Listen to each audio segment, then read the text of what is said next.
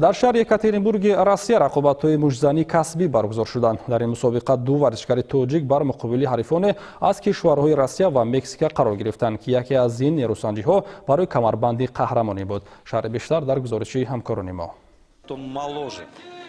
مشتزنی نامدار تاجیک اسرار واحدیف که سال 2011 چمپیون سبک وزنی جهان میانی نورسان در شهر آستانا می باشد، در شهر یکاترینبورگ با نماینده فدراسیون روسیه اندری فدورسوف نیروسنجی کرد. هر دو ورزشگر هم که تاکنون در مشتزنی کسبی شکست نخوردند، رقابت شدید در 6 دور انجام دادند. در طول رقابت اسرار واحدیف ضربه های نشانرس بیشتر داشته، محاربه هجوم کننده داشته، افضلیت به جانب او بود.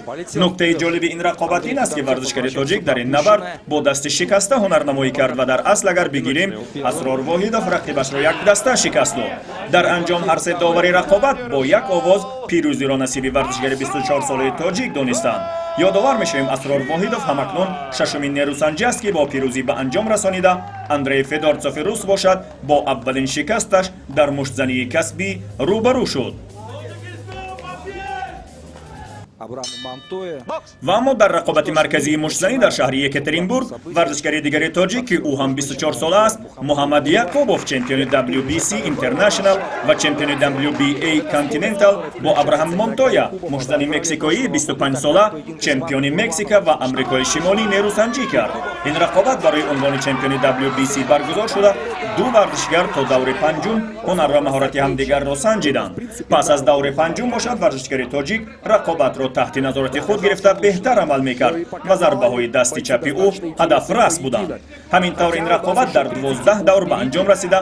در دورهای آخر هم که معمولا رقابت شدید صورت میگیرد، باز هم محمد یعقوبوف دقیق تر بوده رفت نیروسنجی را اداره میکرد.